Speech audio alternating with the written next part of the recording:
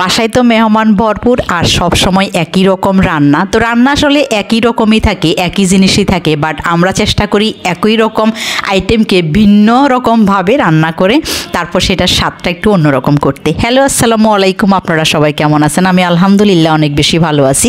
তো আজকে আমি একটা মুরগি নিয়েছি, আর এটা হচ্ছে পা পাকনা সহ সব কিছু নিয়ে টমেটো আলু সব কিছু দিয়ে আমি হাতে মেখে সুন্দর করে বসিয়ে দেব। আর এই রান্নাটা আমার অনেক বেশি পছন্দের, এবং আমার যারা পছন্দের মানুষ তারাও কিন্তু আমার হাতের এই রান্নাটা খুব বেশি পছন্দ করে। নর্মালি মুরগি কিন্তু কেউই পছন্দ করে না, বিশেষ করে আমার বর তো একদমই না। বাট যখন এভাবে আমি মুরগিটা রান্না করি সে কিন্তু খুব আয়েশ করে খায়, বারবার ঝোলটা নেয়, কারণ এরকমভাবে রান্না করলে ওই মাংস আমি একটু ঝোল রাখি। যাই হোক, আজকে যখন দুপুরবেলা খাইতে বসছি তো আমার যা আসছে সে আমাকে বারবার জিজ্ঞাসা করছিল যে এটা কি মুরগি, দেখতে এতটা সুন্দর কালার। তো আমি তাকে বলছিলাম যে এটা হচ্ছে সোনালিকা মুরগি, আর খেয়ে সেও কিন্তু প্রশংসা করছে যে মুরগিটা কিন্তু অনেক ভালো হয়েছে।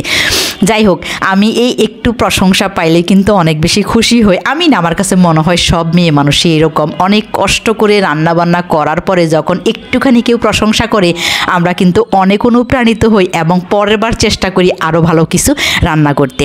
তারপর আমি রান্নাঘরে আরও কিছু আইটেম রেডি করব, যেহেতু দুপুরের জন্য আয়োজন করতেছি। আমি এখন একটা কোরাল মাছ রান্না করব সিম আর টমেটো দিয়ে, আর সাথে কিছু অন্যান্য বাসি তরকারি আছে সেগুলো দিয়ে মোটামুটি দুপুরটা চালিয়ে দিব। আর এখানে আমি কোরাল মাছের বাকি অংশ এখন ডিপ ফ্রিজে রেখে দেব।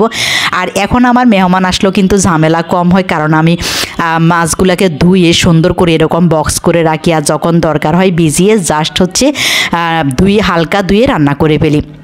তারপরে এদিকে আবার নিহালের কোচিংয়ের সময় হয়ে গিয়েছে, আমি একটু তার রিডিং টেবিলে চলে গেছি। তার হচ্ছে হোমওয়ার্কগুলো ক্লিয়ার হয়েছে কিনা, সে ব্যাক শিটগুলো ক্লিয়ার করছে কিনা, এগুলো আমারে ফাইনালি একটু চেক দিতে হয়, না হয় সে কি সবসময় একটু ছুরিতে ব্যস্ত থাকে। নিহালকে কোচিংয়ে পাঠাই, আর বাসা একদম ঠান্ডা নিরিবিলি হয়, কারণ বাসার গেস্টরা এখন ঘুমাই গেছে। আর এই ফাঁকে আমি গোসল করে নিয়েছি, আর গোসল করার পরে নিজেকে এতটাই ফ্রেশ লাগে, আমি হালকা করে একটু সাজুগুজু করে নিয়েছি। এটা হচ্ছে আমার মন ভালো করার একটা টিপস। এরকম হালকা সাজুগুজু করলে আমার কাছে অনেক বেশি ভালো লাগে। আর তখন আমি কি করি, নিজে দেখি, আমি চারপাশের পরিবেশটা দেখতেছি, আর দেখলাম যে লালে লাল হয়ে গেছে, সব কিছু যেন আমার সাথেই ম্যাচিং হয়ে গেছে। Thank you so much.